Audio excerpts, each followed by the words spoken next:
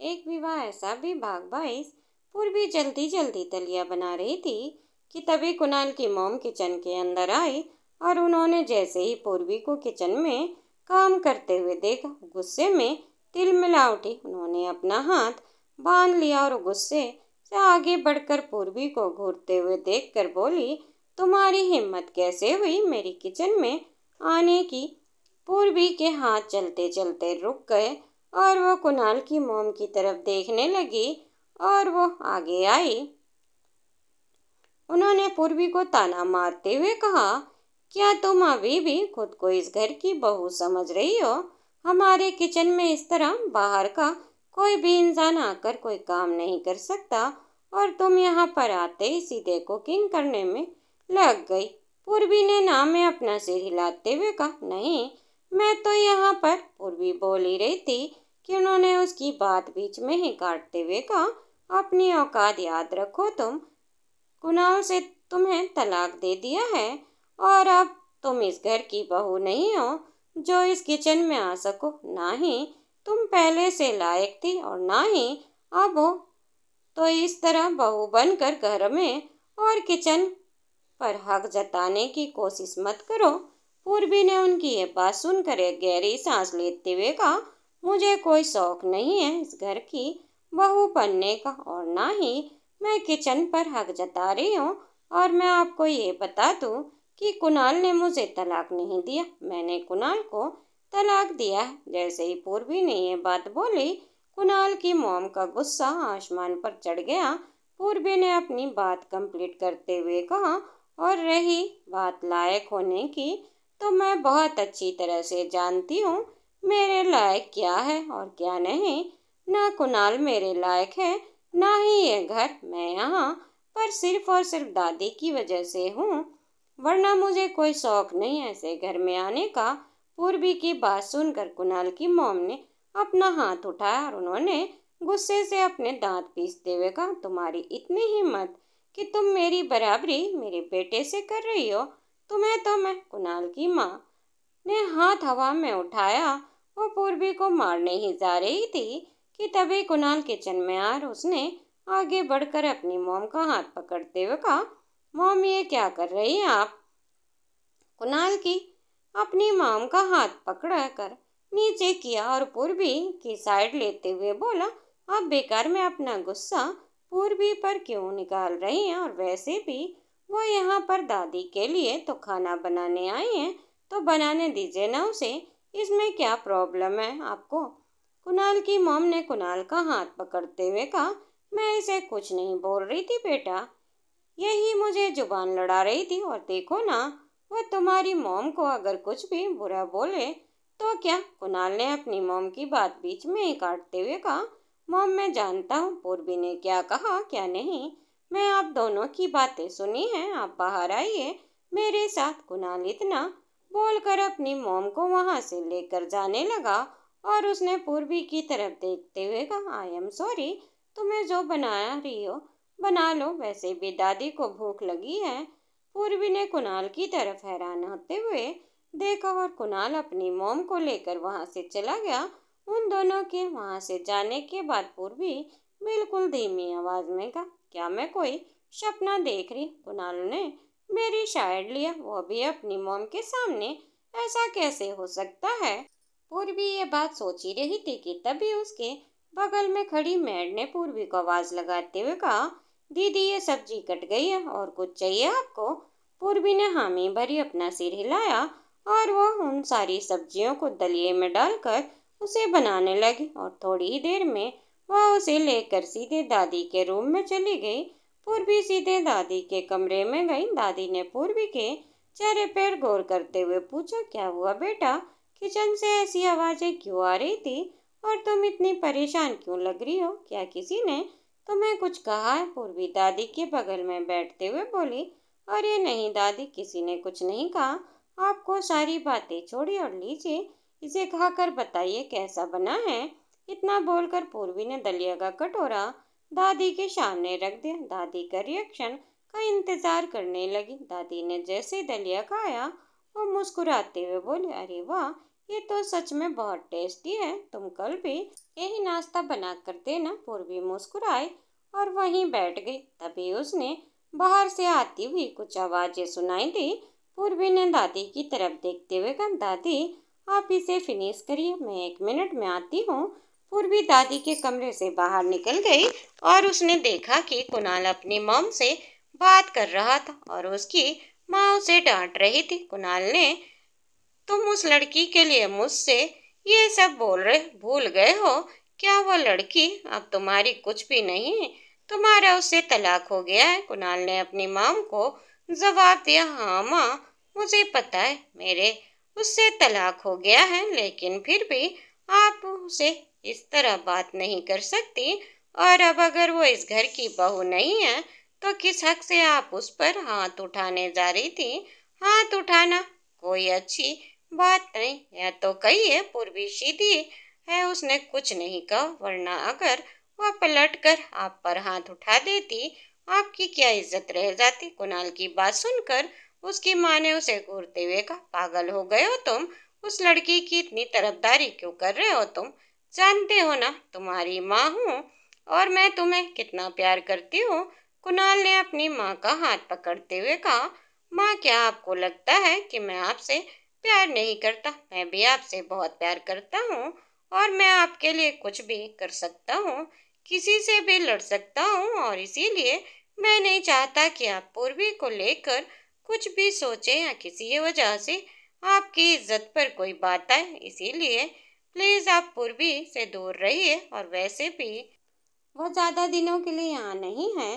दादी की तबीयत ठीक होते ही वो चली ही जाएगी यहाँ से। तो अगर वो एक दिन आकर आपके किचन को यूज भी करती है तो क्या फर्क पड़ता है? कुणाल की माँ ने उसे बहस करते हुए कहा, लेकिन वो मेरा किचन है और मेरे किचन में मेरी इजाजत के बिना कोई नहीं जा सकता। वह लड़की तो बिल्कुल नहीं, तुम जानते हो ना, मुझे वह शुरू से पसंद नहीं है और उसकी वजह से तुमने क्या क्या झेला है बेटा।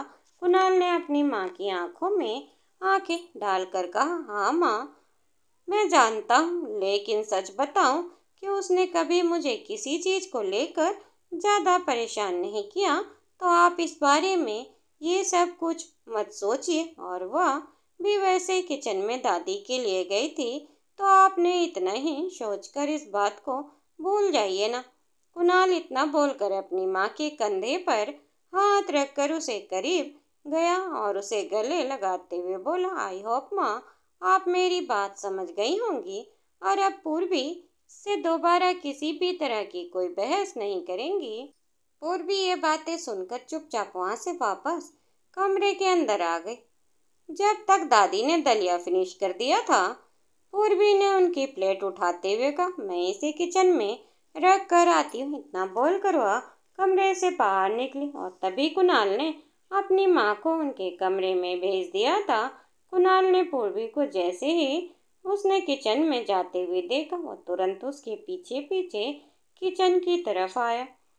पूर्वी ने जैसे ही पीछे मुड़कर कुणाल को देखा, वो वहां से जाने लगी और कुणाल ने आगे बढ़कर पूर्वी का हाथ पकड़ते हुए कहा, 1 मिनट रुको पूर्वी, मुझे तुमसे कुछ बात करनी है। पूर्वी ने कुणाल का हाथ अपने हाथ से छुड़ाते हुए कहा, लेकिन मुझे तुमसे कोई बात नहीं करनी है कुणाल, हाथ छोड़ो तुम मेरा।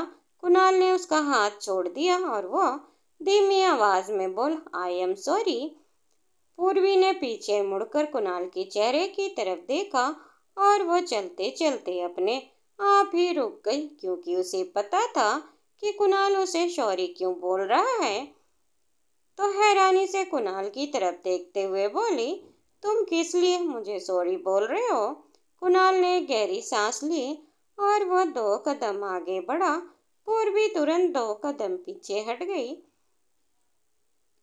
कुणाल ने बड़ी ही सावलियत से कहा, वो मेरी माँ ने तुम्हारे साथ जैसा भी बर्ताव किया, मुझे ऐसा नहीं करना चाहिए था। मैं जानता हूँ वह गलत थी और मैं उन्हें समझा दिया है और उनकी तरफ से मैं तुम्हें सॉरी बोलता हूँ और आज के बाद वो कभी भी तुम्हें कुछ नहीं कहेंगी। जब तक तुम यहाँ पर हो। पूर्वी ने कुणाल की पूरी बात सुनी, लेकिन उसने कुछ भी नहीं कहा और वह चुपचाप मुड़कर वहां से जाने लगी। किचन के पास रुककर पूर्वी ने बिना कुणाल की तरफ देखे हुए कहा, मैं किचन में सिर्फ और सिर्फ दादी के लिए आई थी, और अगर आगे भी आऊंगी तो सिर्फ दादी के लिए ही आऊंगी, और तुम्हें सॉरी बोलने की जरूरत नहीं है। मैंने आंटी की बात का बुरा नहीं माना। पूर्वी इतना बोलकर किचन से बाहर निकली और सीधे दादी के कमरे में जाकर बैठ गई। पूर्वी जब वापस कमरे में आई तो उसने देखा कि दादी कमरे में नहीं थी। उसे वॉशरूम में कुछ आवाज आई। वो समझ गई कि दादी वॉशरूम में थी। पूर्वी ने अपना लैपटॉप खोला और काम करने लगी। वह कुछ नए डिजाइन क्रिएट कर रही थी। जब दादी वॉशरूम से बाहर आई तो उन्होंने पूर्वी के बगल में बैठते हुए कहा, बेटा क्या कर रही हो? पूर्वी ने अपना लैपटॉप में काम करते हुए जवाब दिया, दादी थोड़ा सा काम बचा है, उसे ही कंप्लीट कर रही हूँ। दादी ने पूर्वी के लैपटॉप में देखा और चुपचाप वहीं बैठकर पूर्वी को इतनी लगन से काम करते हुए देखने लगी। उसकी वक्त कुणाल उसके कमरे में आया। दादी ने कुणाल को देखकर कहा, कुणाल बेटा, मेरी कुछ दवाइयाँ खत्म हो गई है, इन्हें मंगवा देना। कुणाल दादी के पास आते हुए बोला, आपकी दवाइयाँ खत्म होने वाली थी और अभी तक आपने मंगवाई नहीं। दादी, अगर आप ऐसे ही लापरवाही करेंगी तो आपकी तबीयत कैसे ठीक होगी? मुझे दीजिए, मैं खुद आपकी दवाइयाँ लेकर आऊँगा। पूर्वी कुणाल की यह बात सुनकर उसकी तरफ देखने लगी। कुणाल ने जल्दी जल्दी दादी की सारी दवाइयाँ ली और उन्हें लेने के लिए वहां से चला गया। पूर्वी अपने काम में बिजी थी। उसने दादी की तरफ देखते हुए कहा, दादी आप इसी तरह मेरे बगल में बैठी रहेंगी क्या? जाइए, आप आराम करिए, मेरा काम इतनी जल्दी नहीं खत्म होने वाला है। दादी ने पूर्वी का हाथ पकड़ते हुए कहा, बेटा तुम्हें इतनी मेहनत करने की क्या जरूरत है? तुम प्रेग्नेंट हो, ऊपर से इतनी मेहनत और इतना स्ट्रेस, ये तुम्हारे बच्चे के लिए अच्छा नहीं है।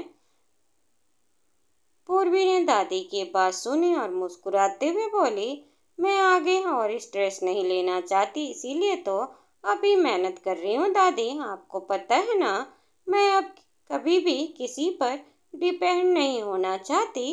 दादी ने पूर्वी की गाल पर हाथ रखते हुए कहा, मैं जानती हूँ बेटा, लेकिन मैं तुम्हें अपनी बेटी माना। मैं तुम्हें इतने पैसे दे सकती हूँ कि तुम्हें कभी काम करने की जरूरत ना पड़े।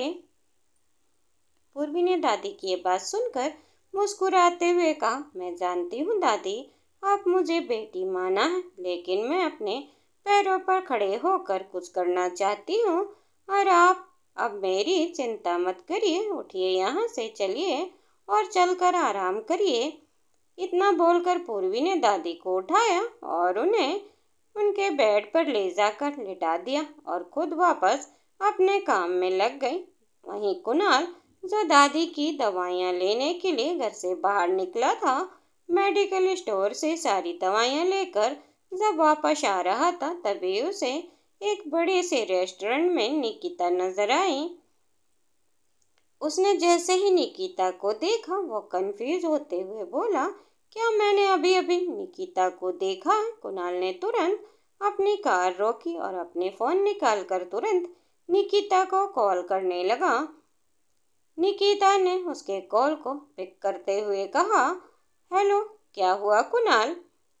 कुणाल ने तुरंत निकिता की आवाज़ सुनकर उससे पूछा, कहाँ हो तुम अभी? मुझे ऐसा लगा मैंने तुम्हें रेस्टोरेंट में देखा, वो भी किसी लड़के के साथ। निकिता ने बात सुनी और वो अपना सिर सहलाते हुए बोली, कैसी बात कर रहे हो तुम? मैं तो अभी घर पे ही हूँ, बाहर नहीं निकली, अपने घर में हूँ। मैं भला कहाँ तुम्हें दिख गई? कुणाल ने उसकी बात सुनकर अपनी कार को पीछे की तरफ घुमाया और वापस उसी रेस्टोरेंट के पास आया और उसने देखा वहां पर निकिता नहीं दिखी। कुणाल ने थोड़ा सोचते हुए कहा, अच्छा तो हो सकता है, शायद मैं किसी और दूसरी लड़की को देखा तुम्हें समझ लिया होगा, शायद कोई गलतफहमी हुई होगी। निकिता ने उसकी बात सुनकर मुस्कुराते हुए कहा, तुम भी ना कुणाल, तुम मुझे इतना प्यार करने लगे हो क्या? बाहर हर जगह जगह मैं ही तुम्हें नजर आती हूँ। अब अगर तुम्हें मुझे इतना प्यार हो गया है तो शादी क्यों नहीं कर लेते? निकिता ने मुस्कुराते हुए यह बात बोली और कुणाल ने उसकी बात सुनकर अपनी कार से बाहर उतर कर आया और उसने रेस्टोरेंट की तरफ देखने लगा। उसने धीमी आवाज में कहा, ठीक है, मैं तुमसे बाद में बात करता हूँ। इतना बोलकर उसने कॉल रख दिया और वो सीधे अपनी कार में आकर बैठते हुए बोला, शायद सच में कुछ ज्यादा ही सोचने लगा हूँ। कुणाल ने ये पूरा ख्याल अपने दिमाग से झटक दिया और वह तुरंत कार में आकर बैठ गया। निकिता की कही बात उसके दिमाग में चलने लगी। उसने थोड़ा सोचते हुए कहा, वैसे भी निकिता बात तो सही कह रही है। जब हम दोनों एक दूसरे से इतना प्यार करते हैं तो फिर हम किस चीज का वेट कर रहे हैं? हमें अब शायद शादी कर लेनी चाहिए। हमारे लिए ये अच्छा होगा। बहुत जल्दी मैं अपने घर वालों से इस बारे में बात करूंगा। कुणाल मन में ये सब सोचते हुए कार ड्राइव करके वो वापस घर की तरफ जा रहा था कि कुणाल के घर के पास ही उसकी कार का टायर पंचर हो गया। कुणाल ने अपनी कार से बाहर उतरते हुए कहा, वाह, सब कुछ आज ही होना है क्या?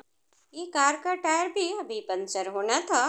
कुणाल ने अपने शर्ट के हाथ के बटन खोले और वो आस्तीनों को फोल्ड करते हुए अपने कार के टायर पंचर को चेंज करने लगा। दोस्तों, उम्मीद करती हूँ आपको ये कहानी पसंद आई होगी। कहानी पसंद आई हो तो वीडियो को ज़्यादा से ज़्यादा लाइक करें और चैनल पर नए हो तो चैनल को सब्सक्राइब करना ना भूलें और हमें कमेंट करके ज़रूर बताएं आपको ये कहानी कैसी लगी।